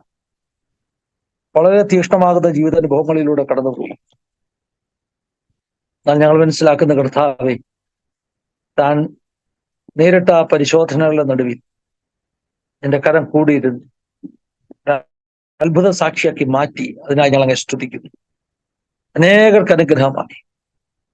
ദാസനോടുള്ള വാഗ്ദത്തങ്ങൾ പോലെ തന്നെ ഉന്നതങ്ങളിൽ വാഹനമേറി ഓടുമാറാക്കും, അനേക ദേശങ്ങളിൽ അയക്കുമെന്നുള്ള വാഗ്ദത്തം പോലെ തന്നെ ഒരു വലിയ പ്രവൃത്തിക്കായി നീ ഉപയോഗിച്ചാട്ട് അപേക്ഷിക്കുന്നത്. എന്റെ കുടുംബത്തെ അനുഗ്രഹിച്ചാട്ട്, ശുശ്രൂഷ മണ്ഡലങ്ങളെ അനുഗ്രഹിച്ചാട്ട്.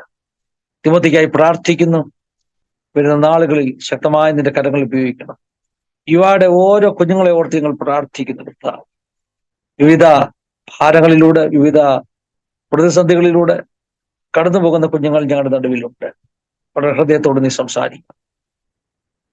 കർത്താവെ, അവിടുന്ന് വാക്ക് പറഞ്ഞാൽ മാറാത്തവനാണെന്ന്, അവിടുന്ന് കരം പിടിച്ച് നടത്തുന്നവനാണ്. ഏത് പ്രതിസന്ധിയിലും അവിടുന്ന് ഞങ്ങളെ അതിജീവിക്കുവാൻ ശക്തനാക്കുന്നവനാണെന്ന് ഞങ്ങൾ കേട്ടു. സന്നിധിയിലേക്ക് ഞങ്ങളുടെ ഓരോ കുഞ്ഞുങ്ങളെ സമർപ്പിക്കുന്നു. കൃപയാൽ നീ അവരെ നിറയ്ക്കണം. സമർപ്പിക്കുന്നപ്പോ വലിയ ദൈവപ്രവൃത്തി വെളിപ്പെടും. അടുത്ത ആഴ്ച പിന്നെയും വരുന്നിടം വരെ പ്രത്യേക സാന്നിധ്യം ഉണ്ടാകണം. യൂട്യൂബിലൂടെ മറ്റും ഈ വീഡിയോ കാണുന്നവർക്ക് ഇന്നത്തെ ശുശ്രൂഷ വലിയ അനുഗ്രഹത്തിന് കാരണമായി തീരണം. അങ്ങനെ നീ ചെയ്യാൻ പോകുന്ന കൃപയ്ക്കായി സ്തോത്രം. എല്ലാ മഹത്വത്തേക്ക് തരുന്നു. യേശു മൂലം ധർമ്മിയായി ചോദിക്കുന്നു, കേൾക്കുമാറാകണമേ. ആമേൻ, ആമേൻ. May the love of Heavenly Father, grace of our Lord and Savior Jesus Christ, and sweet companion of Holy Spirit be upon us today and forever. Amen, amen, amen.